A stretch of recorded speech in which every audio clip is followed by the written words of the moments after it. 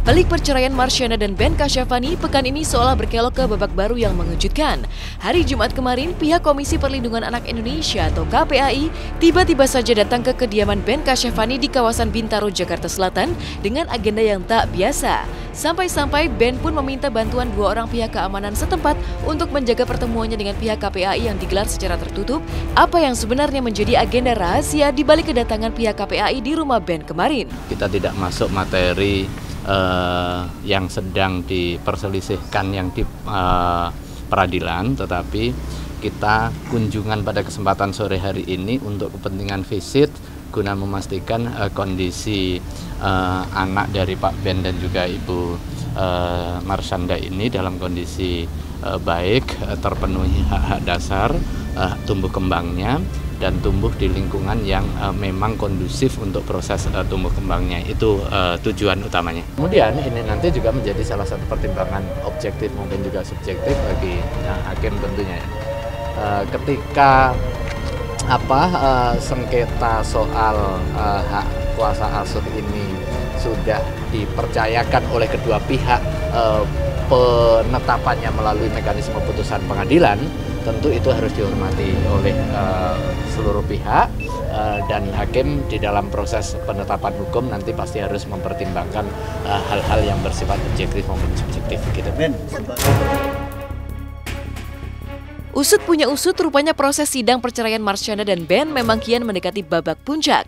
Pasca sidang yang sempat menuai reaksi keras dari pihak pengacara Marsyanda pada hari Selasa tanggal 14 Oktober lalu, rupanya agenda sidang gugatan cerai Marsyanda bakal mencapai babak kesimpulan pada tanggal 28 Oktober 2014 nanti. Sidang yang akan datang itu sudah ditetapkan oleh Majelis Hakim, sidang tanggal 28 Oktober 2014. Itu sudah agendanya kesimpulan. Jadi semua bukti-bukti sudah tidak ada lagi, tinggal konklusi atau kesimpulan dari masing-masing pihak. Ada bukti tambahan dari pihak Ben dan kuasanya mengatasnamakan mempunyai CD atau video yang diambil dari Rumah Sakit Sanatorium Dharma Wangsa. Di dalam persidangan kami tanyakan, apakah ini ada izinnya? Tidak. Apakah ini atas pengetahuan Rumah Sakit Sanatorium Dharma Wangsa? Tidak. Jadi ini bukti tanpa izin, dokumen elektronik yang diambil tanpa izin, tidak sah dan melawan hukum. Tanya aja langsung sama merekanya, kenapa mereka tidak bisa menghadirkan saksi yang diminta oleh majelis hakim. Majelis meminta pihak penggugat untuk menghadirkan pihak keluarga, terutama ibu atau pamannya. Karena dalam kasus perceraian itu adalah saksi yang penting adalah dari pihak keluarga. Namun dari pihak mereka tidak bisa menghadirkan saksi itu, sehingga mereka menghadirkan saksi yang lain gitu, yang tidak ada hubungannya dengan keluarga.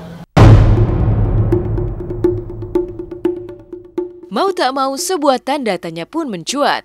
3 kali mengganti pengacara untuk menghadapi sidang gugatan cerainya terhadap Ben, namun masih saja diguncang serangkaian bukti baru yang konon menyudutkan, yang disusul kedatangan pihak KPAI yang tak menyuarakan keberatan jika Ben mengasuh Siena tanpa memperbolehkan sang buah hati bertemu Marsyanda. Mungkinkah ini sinyal bahwa usaha Marsyanda untuk mendapatkan hak asuh putrinya berada di ujung tanduk?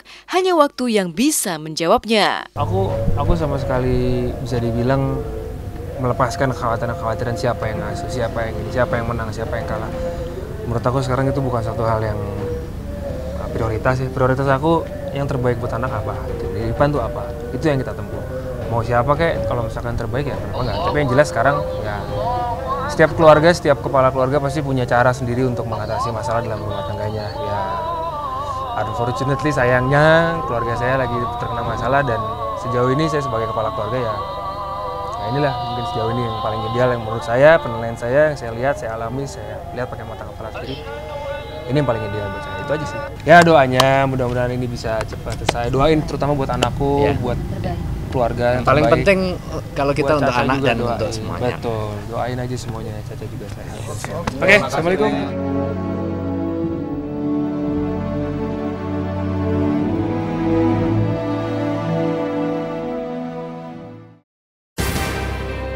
Kabar mengejutkan pekan ini datang dari pedangdut Inul Daratista. Tiba-tiba bisnis karaoke Inul disita karena masalah perizinan. Benarkah ada unsur ilegal di balik masalah yang mengguncang bisnis karaoke Inul? Simak ulasannya setelah jeda komersial break yang berikut ini.